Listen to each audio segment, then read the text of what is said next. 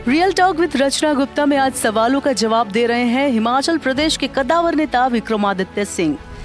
विक्रमादित्य सिंह पूर्व मुख्यमंत्री वीरभद्र सिंह के बेटे और हिमाचल की मंडी लोकसभा सीट से कांग्रेस के प्रत्याशी हैं। रियल न्यूज की सलाहकार संपादक डॉक्टर रचना गुप्ता से साक्षात्कार में विक्रमादित्य ने तमाम मुद्दों पर खुलकर बात की। रियल टॉक विद रचना गुप्ता में मंडी पार्लियामेंट में इस बार रोचक मुकाबला है। आपका सामना एक बॉलीवुड सेलिब्रिटी से हुआ है। चर्चाएं चलती हैं, सोशल मीडिया पे चल रहा है कि राजा और रानी का झगड़ा का आपस में मुकाबला है। आप इसको किस तरह से देखते हैं, क्योंकि वाक युद्ध बहुत तेज़ हो रहा है और पूरे देश की निगाहें मंडी पार्लियामेंट पे आ गई हैं। ये देखिए, मुझे नहीं फ़र्क पड़ता कि भाजपा का प्रत्याशी कौन है या कौन नहीं है। मेरी लड़ाई किसी प्रत्याशी से नहीं है, मेरी लड़ाई किसी बॉलीवुड स्टार से नहीं है। मेरी लड़ाई मंडी संसदीय क्षेत्र को हिमाचल और देश का नंबर 1 संसदीय क्षेत्र बनाने की है।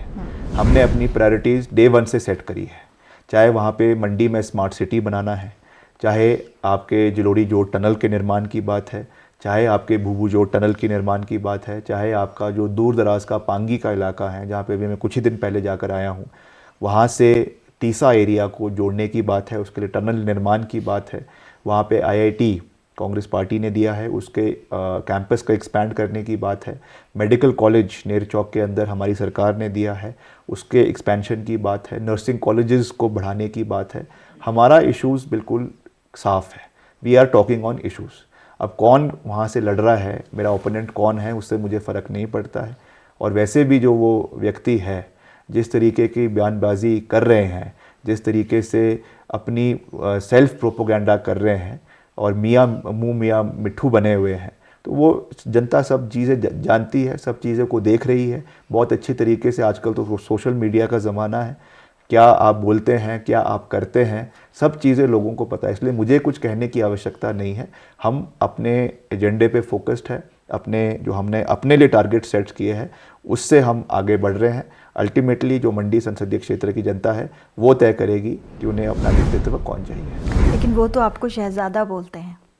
ये शहजादा, उनको अब उनकी अंडरस्टैंडिंग कितनी है। वैसे तो मैंने कहा कि मुझे गर्व है कि मैं एक पूर्व राज परिवार से आता हूँ जो आज़ादी से पहले था, और वो ये 1947 वाली आज़ादी है, 2014 वाली नहीं है जो ये अभिनेत्री आकर कहती हैं।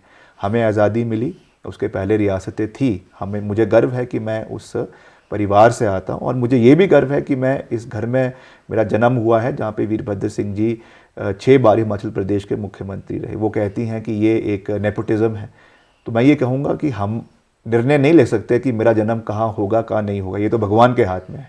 मगर उस लेगेसी को आगे लेकर जाना, और हम एक लोकतांत्रिक प्रणाली में है, हमको कंटिन्यूसली लोगों की स्क्रूटनी को भी बेयर करना है, कंटिन्यूसली लोगों का सपोर्ट भी प्राप्त करना है। आज अगर मैं जहाँ पर हूँ तो मैं कोई नेपोटिज्म की वजह से नहीं हूँ। हमको लगातार लोगों ने जिताकर यहाँ तक भेजा है, यहाँ तक बनाया है, और वैसे ही हम आगे जाएंगे। तो इस तरीके की बातें जो ये करते रहती हैं, जिसका ना कोई इतिहास के साथ तर्क है, जिसका ना कोई भूगोल के साथ तर्क है, ना कोई फैक्ट्स है, ना कोई लॉजिक है, तो ये चीज़ें सब लोग समझते हैं।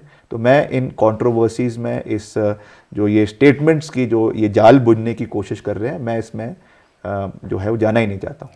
लेकिन कुछ बातें तो पर्सनली भी उठ रही हैं, और ऑल टाइम लो प्रचार हिमाचल की स्वभाव के विपरीत पहली बार देख रहे हैं हम लोग भी, या सभी लोग, जो आप पे पर्सनल अटैक हो रहे हैं, परिवार पे अटैक हो रहे हैं, या आपके निजी जीवन पे अटैक हो रहे हैं, उस बारे में। नहीं, मुझे तो बड़े समय तक ये लगते रहा जब वो स्पीच दे रही थी कि ये प्रधानमंत्री मोदी जी के बारे में बात कर रही है। वो तो बाद में पता चला कि बात मेरे बारे में हो रही है।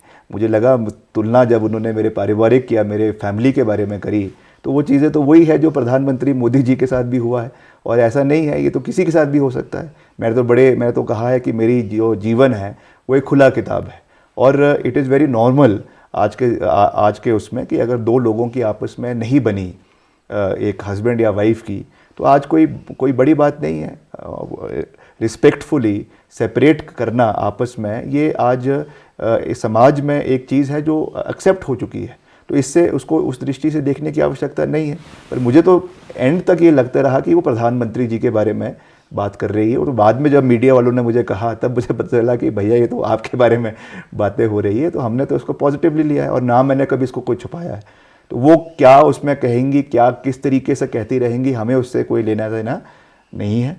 हम प्रदेश की जनता मुझे बहुत अच्छे तरीके से जानती है, हमारे परिवार को बहुत अच्छे तरीके से जानती है, और मैं उनको इसके लिए भी साधुवाद ही देता हूँ, उनको शुभकामनाएं देता हूँ, और उनको यही कहूँगा कि आप मंडी में आपका क्या फोकस है, क्या विजन है, उसके बारे में अगर आप ज़्यादा बात करेंगी तो वो शायद मंडी की जनता को उसका बेहतर फ़ायदा आने वाले समय में मिल सकेगा। पूर्व मुख्यमंत्री और लीडर ऑफ अपोजिशन अपने भाषणों में अक्सर ये कहते हैं जयराम ठाकुर जी कि भाजपा के संपर्क में बहुत सारे लोग अभी हैं।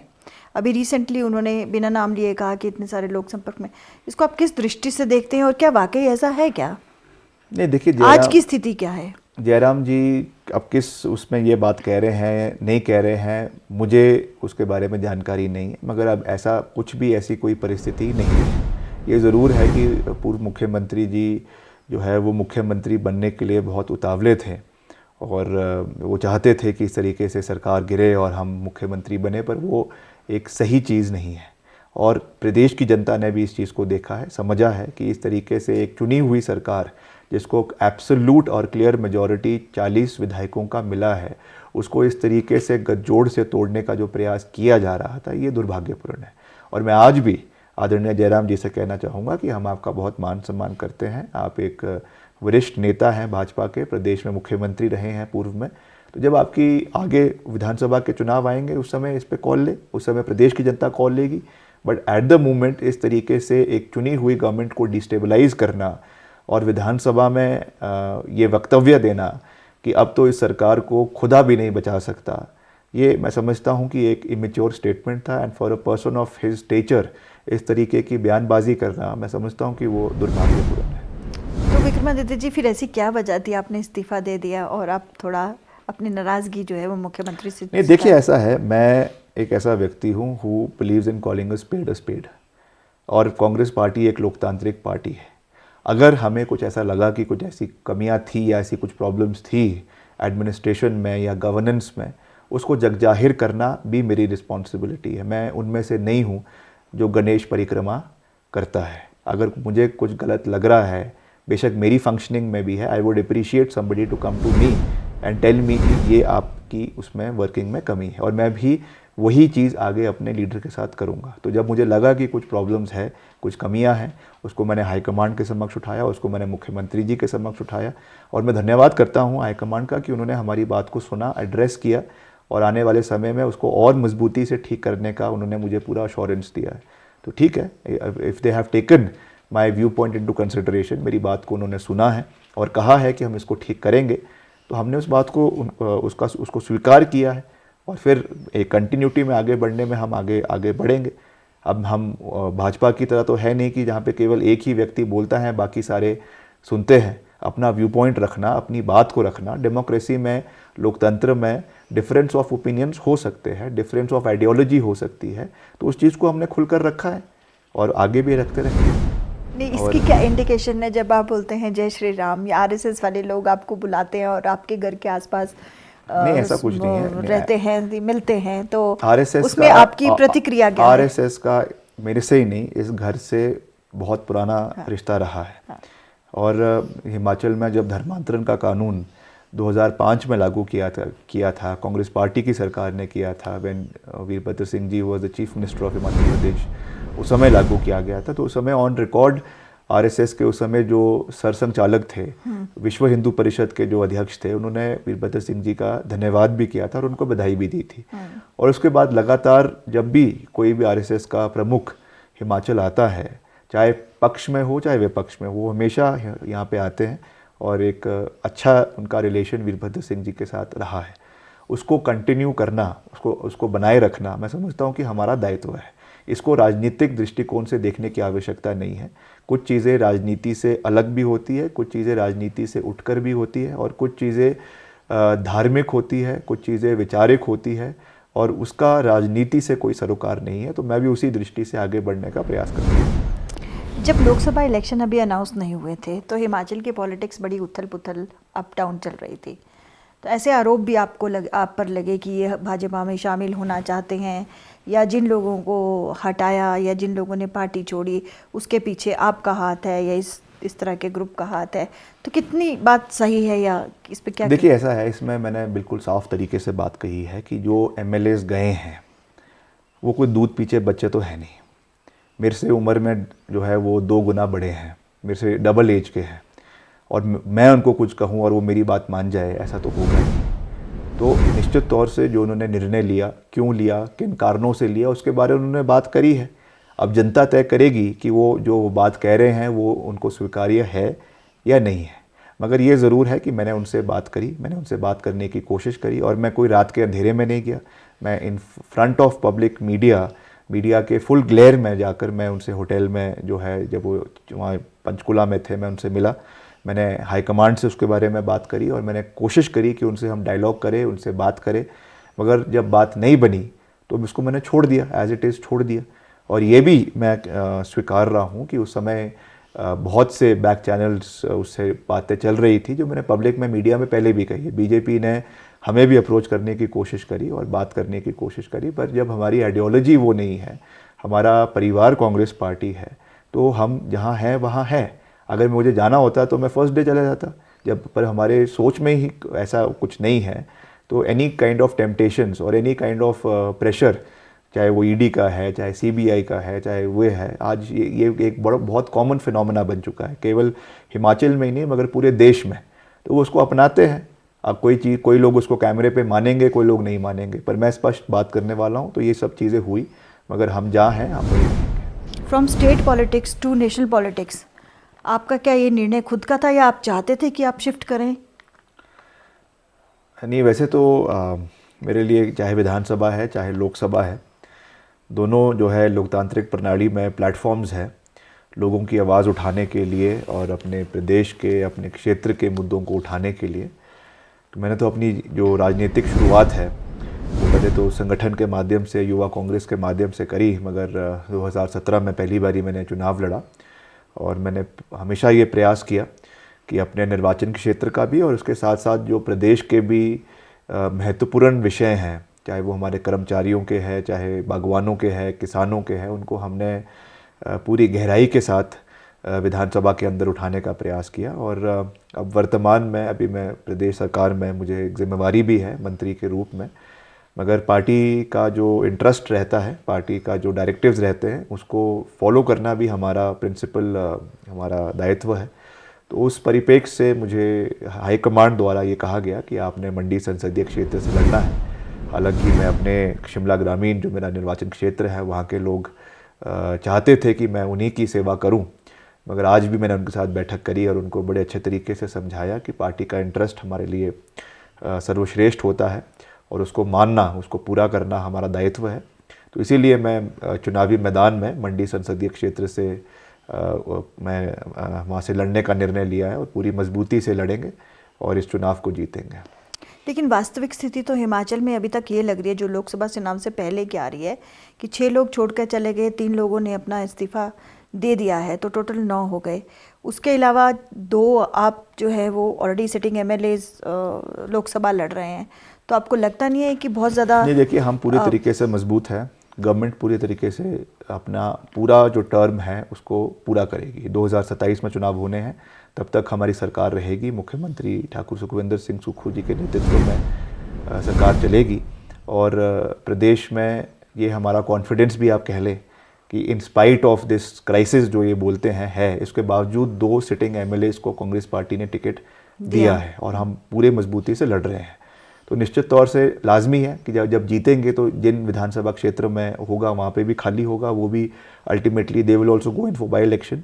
But this is the confidence of the Congress party कि हम जो अभी 6 इलेक्शंस हो रहे हैं, बाई इलेक्शंस, उनको भी जीतेंगे और आने वाले समय में जो और बाई इलेक्शंस की संभावित है उनको भी जीतेंगे। और जो आज ये नैरेटिव प्रदेश के अंदर ही नहीं, देश के अंदर जो आज माहौल चेंज होना शुरू हो गया है, अभी जो पहला इलेक्शन फर्स्ट फेज़ हुआ दक्षिण भारत में, दूसरा फेज़ हुआ नॉर्थ ईस्ट भारत में, उससे जो हवाएं और जिस तरीके का एक अनुमान लग रहा है, उससे बॉडी लैंग्वेज जो है वो भारतीय जनता पार्टी के नेताओं की चेंज होनी शुरू हो गई है। और जो ये आंकड़ों की बात कर रहे हैं कि हम 400 पार करेंगे, ये केवल एक हवा बनाने वाली बातें हैं। ग्राउंड पर जिस तरीके की परिस्थितियां बनी हुई है, ये 200 पार भी कर जाएं, वो भी अपने आप में एक बहुत बड़ी बात होगी। विक्रमादित्य जी, जो मंडी पार्लियामेंट आपका एरिया है उसमें हिमाचल की तीनों ट्राइबल एरियाज कवर होते हैं, भरमौर, लाहौल स्पीति, किन्नौर, जी। ठीक। और साथ में आपकी 17 कॉन्स्टिट्यूंसीज में से मेजॉरिटी जो है वो मंडी डिस्ट्रिक्ट की है, बाकी कुल्लू और एक शिमला की भी है। तो मैं ये जानना चाह रही थी, अगर आप मंडी पार्लियामेंट में बहुत स्ट्रांग थे तो असेंबली मंडी में क्या कमी रह गई कि आप मंडी से मात नहीं दे पाए बीजेपी लोकसभा में डिस्ट्रिक्ट में, असेंबली में? नहीं हो सकता है, देखिए उसमें कुछ लोकल फैक्टर्स भी रह सकते हैं और इसमें भी कोई there is no denying the fact कि पिछली बारी जब जो पूर्व मुख्यमंत्री है जयराम जी, जब वो चुनाव लड़ रहे थे तो उन्होंने इस तरीके का एक रीजनल सेंटिमेंट इलाके के अंदर पैदा करने की कोशिश करी और हो सकता है कि उसमें कुछ लेवल तक वो सक्सेसफुल भी रहे, जिसकी वजह से मंडी ज़िले में जो हमारी परफॉर्मेंस रहनी चाहिए थी विधानसभा चुनावों में वो नहीं रही। मगर आज समीकरण चेंज हो गए हैं और दौर बदल रहा है। एक दिन मैं उनका बयान सुन रहा था कि वीरभद्र सिंह जी का दौर अब ख़त्म हो गया है और ये सब चीज़ें हैं। तो मैं तो उनको यही कहूँगा विनम्रतापूर्वक कि दौर किसी का नहीं रहता है, आपकी भी अब उम्र होने लगी है। आप रिसोर्स मोबिलाइजेशन की बात कर रहे हैं, लेकिन विपक्ष इस बात पे ताना मारता है कि आपने पेंशन दे दी, इतना सारा डेप्ट हो जाएगा, आपकी टोटल सैलरी का इतना 35% कॉम्पोनेंट आपका सैलरी पे जाता है, 60% हमारा पेंशन पे जाता है, तो फिर स्टेट के पास डेवलपमेंट ओरिएंटेड फंड्स रह ही कहाँ जाते हैं? तो उस तरह से कड़वे फैसले सरकार को लेने पड़ते हैं और जो पब्लिक पसंद नहीं करती है। तो इस पे आपका क्या कॉल है कि अगर हम पेंशन हो गया, चाहे 1500 रुपये महिलाओं को देने वाली बात हो गई, क्या ये सही है? देखिए ऐसा है, जो हमारे पेंशन हम कर्मचारियों को दे रहे हैं, हिमाचल प्रदेश का अगर हम रेशो देखें पूरे देश के हिसाब से तो हाईएस्ट जो है employees to the general population है। करीबन हमारा 1.25 लाख से 2 लाख एम्प्लॉइज़ है हिमाचल प्रदेश के अंदर, जो एक सब्सटैंशियल चंक है। और हिमाचल प्रदेश हमेशा से एक एम्प्लॉई ओरिएंटेड विजन गवर्नमेंट्स का रहा है, सक्सेसिव गवर्नमेंट्स का रहा है, चाहे वो पहले वीरभद्र सिंह जी की सरकार के समय में हो या धूमल साहब की सरकार के समय में हो। तो उसको अब हमें कंटिन्यू रखना, मैं समझता हूँ वो भी बहुत महत्वपूर्ण है, क्योंकि हिमाचल के कर्मचारियों का हमारी पॉलिसीज़ में, हमारे विकास कार्यों में एक बड़ा योगदान रहता है। और उस दृष्टि से जो ओपीएस की हमने बात करी थी, इसको पूरा करना, क्योंकि हमने ऑपोजिशन में इस विषय को काफ़ी गंभीरता से उठाया और इसको हमारी रिस्पॉन्सिबिलिटी थी जब हमारी गवर्नमेंट बनी कि उसको हम पूरा करें, और इसीलिए हमने उसको पूरा किया भी है। और जहाँ तक और सोशल वेलफेयर स्कीम्स की बात है, चाहे वो महिलाओं के लिए है, चाहे और युवाओं के लिए है, तो वो भी प्रदेश का ही हिस्सा है। और ऐसा नहीं है कि केवल हिमाचल में ये चीज़ें दी जा रही है, और राज्यों में भी ये चीज़ें दी जाती है। मध्य प्रदेश में लाडली योजना जो चली है वो भी इसी पैटर्न के ऊपर चली है, और बहुत से अन्य मुल्कों में भी दी जाती है। पर सवाल ये है कि हमें अपने रिसोर्सेज का सही यूटिलाइजेशन करना है, अपने रेवेन्यू को बढ़ाना है, और जो फजूल खर्चियाँ हैं या ऐसी चीज़ों के ऊपर जो मैं कहूँगा कि एक्सपेंडिचर हो रहा है, कैपिटल एक्सपेंडिचर हो रहा है जिसकी रिक्वायरमेंट नहीं है, उन चीज़ों पे हमको मंथन करना है। फॉर एग्ज़ाम्पल हमारे बोर्ड्स हैं, कॉरपोरेशंस है, हमारे होटल्स है, HPTDC के होटल्स है, या हमारे और ऐसे पब्लिक सेक्टर अंडरटेकिंग्स है जो लॉस मेकिंग है बहुत लंबे समय से, जिनका कोई इनकम प्रदेश को नहीं आ रहा है। हमारा एक समय था जब एक सोशलिस्ट बेंट ऑफ माइंड था, उस समय ये सब चीज़ें खोली गई थी। मगर अब जब एक कैपिटलिज्म प्रदेश और देश के अंदर बढ़ता जा रहा है, और अब इन चीज़ों की रेलेवेंस नहीं रह गई है, क्योंकि प्राइवेट सेक्टर अब उन क्षेत्रों में हस्तक्षेप भी कर रहा है और बेटर परफॉर्म पब्लिक सेक्टर से ज़्यादा कर रहा है। इसलिए government has to take a call कि we have to start winding up these public sector undertakings, क्योंकि इससे एक बहुत बड़ा बोझ हमारे सरकार के ऊपर ये बन रहा है। लगातार ये पॉलिटिकल जो है एक लेवरेज के लिए इनको इस्तेमाल किया जाता है, पॉलिटिकल अकोमोडेशंस के लिए इनको इस्तेमाल किया जाता है। और ये बात अगर मैं कर रहा हूँ, ये भाजपा पे भी लागू होती है और कांग्रेस के ऊपर भी लागू होती है। तो उसको हमको कॉल लेने की आवश्यकता है कि क्या इस तरीके के जो ये वाइट एलिफेंट्स बन चुके हैं, इनको हमें आने वाले समय में कहीं ना कहीं इसको बंद करके इन रेवेन्यूज़ को सही रूप से प्रदेश हित में यूज़ किया जाए। ये हमें इस दृष्टि से आगे बढ़ने की आवश्यकता है। तो इसी कड़ी में जो वाइट एलिफेंट की आप बात करते हैं, तो CPS बना देना सरकार का आपका सही फैसला था या नहीं था? देखिए, सीपीएस ऐसा नहीं है कि हमारे समय में ही बने, बहुत से और प्रदेश है जहाँ पे इनको बनाया गया है और ये इलेक्टेड लोग हैं। ऐसा तो नहीं है कि किसी को हमने नॉमिनेट किया है। They are all member, honourable members of the legislative assembly, और ये लोगों ने इनको अपने अपने विधानसभा क्षेत्र से चुनकर भेजा है और इनको कोई मिनिस्ट्रियल फैसिलिटीज़ तो दी नहीं गई है या मिनिस्ट्रियल रिस्पॉन्सिबिलिटीज़ नहीं दी गई है। एक ऑनर गवर्नमेंट के अंदर दिया गया है। It is basically a chief parliamentary secretary office is an office of internship, जहाँ पर आप आने वाले समय में जो फ्यूचर लीडरशिप है उनको कैसे नर्चर करना है, कैसे उनको आगे मिनिस्ट्रियल रिस्पॉन्सिबिलिटीज़ अगर किसी टाइम पे मिलती है तो फाइल वर्क कैसे होता है, कैसे एडमिनिस्ट्रेशन का काम चलता है, उस नज़रिए से इसको जब बनाया गया था, जो उसका कॉन्सेप्ट था सीपीएस का, वो इसीलिए बनाया गया था। तो उस दृष्टि से हमको देखने की आवश्यकता है। मगर जैसा मैंने कहा कि जो और ऐसे गवर्नमेंट के अंडर या एडमिनिस्ट्रेशन में इस तरीके की और चीज़ें हैं, उसके ऊपर हमको निश्चित तौर से चिंतन करने की आवश्यकता है। आपने धार्मिक बात कही, जहां आप कॉन्स्टिट्यूंसी मंडी पार्लियामेंट सीट पे लड़ने जा रहे हैं, पहली बार सांसद का इलेक्शन वहाँ से आपके पिताजी भी रहे और माताजी भी रही, तो वहाँ पे जनपद जो है वो जगती का बहुत विश्वास है लोगों का।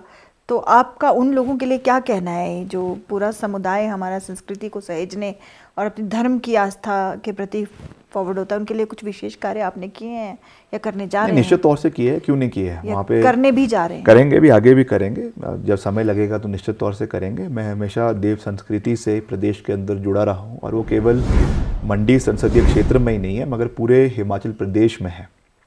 खास करके जो हमारे पहाड़ी क्षेत्र है, ओल्ड हिमाचल का एरियाज़ है, वहाँ पे बहुत ज़्यादा इन्फ्लुएंस जो है वो देवी देवताओं का है और एक मान्यता है, और उसको बनाए रखना मैं हमेशा कहता हूँ कि वो हमारा दायित्व है, इरिस्पेक्टिव ऑफ पॉलिटिकल आइडियोलॉजी।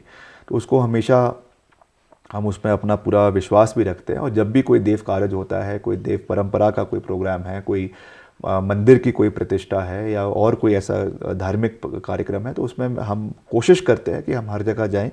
और मंडी में, कुल्लू में खास करके जो विशाल इमारतें देव सदन की बनाई गई है, वो भी वीरभद्र सिंह जी द्वारा बनाई गई है। मंडी के अंदर देव सदन है, आज बहुत बड़ा देव सदन है, वैसे ही कुल्लू के अंदर है। और कुल्लू में जो ऐतिहासिक दुशहरा होता है, उसमें भी जो सैकड़ों देवी देवता आते हैं, उनके नजरानों को देने की प्रथा हर देव इनको जो है वो भी कांग्रेस पार्टी की सरकार ने, वीरभद्र सिंह जी ने शुरू करी है। तो वो तो अपने आप में एक इंस्टीट्यूशन थे और उन्होंने बहुत चीज़ें हमको सिखाई है। तो अब उसको आगे लेकर जाना ये हमारा दायित्व बनता है और उसको हम किसी राजनीतिक दृष्टिकोण से नहीं, हम इसको हमेशा करते रहेंगे। मदन जी, आप हमारे साथ जुड़े, आपने इतना समय दिया, आपका शुक्रिया।